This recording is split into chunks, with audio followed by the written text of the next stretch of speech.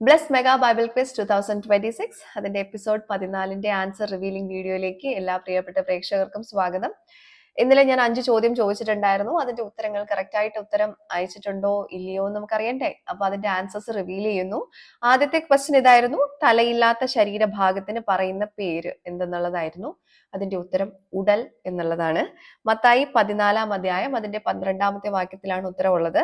രണ്ടാമത്തെ ക്വസ്റ്റ്യൻ ഇതായിരുന്നു, എന്റെ മകൻ എന്ന് യഹോവ പറഞ്ഞത് ആരെ എന്നുള്ളതാണ് ക്വസ്റ്റ്യൻ. അതിന്റെ ഉത്തരം ഇസ്രായേൽ എന്നുള്ളതാണ്. പുറപ്പാട് 4:22 നമുക്ക് ഈ ഉത്തരം കാണാൻ പറ്റുന്നത്. ഓക്കെ.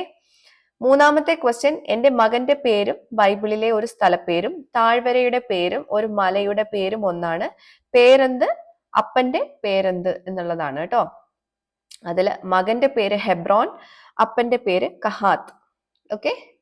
മകന്റെ പേര് ഹെബ്രോൻ.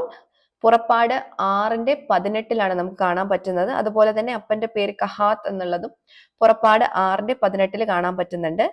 ഇതില് സ്ഥലം എന്നുള്ളത് ഉൽപ്പത്തി 13:18 കാണാൻ പറ്റുന്നുണ്ട്. താഴ്വര ഉൽപ്പത്തി 37:14 അതുപോലെ മല എന്നുള്ളത് യോശുവ 14:13 നമുക്ക് കാണാൻ പറ്റുന്നത്.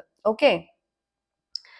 ഇനി നാലാമത്തെ ചോദ്യം, പാഠഭാഗത്തിലെ ഒരു പുരുഷന്റെ പേരും ബൈബിളിലെ ഒരു പുസ്തകത്തിൽ മാത്രം കാണുന്ന ഒരു സ്ത്രീയുടെ ഭർത്താവിന്റെ പേരും ഒന്നാണ്. പുരുഷന്റെ പേരെന്ത് എന്നുള്ളതാണ്. അതിന്റെ ഉത്തരം എൽക്കാന എന്നുള്ളതാണ് കേട്ടോ. പുറപ്പാട് 6:24 നമുക്ക് ഈ ഉത്തരം കാണാൻ പറ്റുന്നത്. സ്ത്രീ എന്ന് പറയുന്നത് ഹന്നയാണ്, ഹന്നയുടെ ഭർത്താവാണ് എൽക്കാന. 1 ശമൂവേൽ 1:2 നമുക്കിത് മനസ്സിലാക്കാൻ പറ്റും. ഓക്കെ. ക്വസ്റ്റ്യൻ നമ്പർ 5, അഞ്ചാമത്തെ ചോദ്യം ഇതായിരുന്നു, എലയാസറിന്റെ ഭാര്യ പിതാവിന്റെ പേരെന്ത് എന്നുള്ളതായിരുന്നു. അതിന്റെ ഉത്തരം ഭൂതിയേൽ എന്നുള്ളതാണ് കേട്ടോ. അപ്പോ ഈ ആൻസർ നമുക്ക് കാണാൻ പറ്റുന്നത് പുറപ്പാട് 6:25 നമുക്കിത് കാണാൻ പറ്റുന്നത്, ഭൂതിയേൽ. ഓക്കെ. പുറപ്പാട് 6:25. അപ്പോൾ ഇതൊക്കെയായിരുന്നു ഇന്നത്തെ ഉത്തരങ്ങൾ. എല്ലാവർക്കും കറക്റ്റ് ആയിട്ടുള്ള ഉത്തരം അയക്കാൻ പറ്റിക്കാണുമെന്ന് ഞാൻ വിശ്വസിക്കുന്നു. കറക്റ്റ് ആയിട്ട് ഉത്തരം അയച്ചിട്ടുള്ളവർക്ക് എല്ലാവർക്കും കൺഗ്രാറ്റുലേഷൻസ്. എന്തായാലും നിങ്ങൾക്ക് സമ്മാനം ഇപ്പോൾ കിട്ടിയില്ലെങ്കിൽ പോലും നിങ്ങൾക്ക് പോയിന്റ്സ് കൂടിയിട്ടുണ്ടാവും. അപ്പോൾ അതുകൊണ്ട് തന്നെ അത് നിങ്ങളുടെ ഫൈനൽ പ്രൈസിലേക്ക് ഉള്ള ഒരു എന്താ പറയാ വലിയൊരു അടുപ്പം കൂട്ടുകയാണ് ചെയ്യുന്നത്. എനിവേ, അവർക്ക് എല്ലാവർക്കും ഒന്നുകൂടെ കൺഗ്രാറ്റുലേഷൻസ്.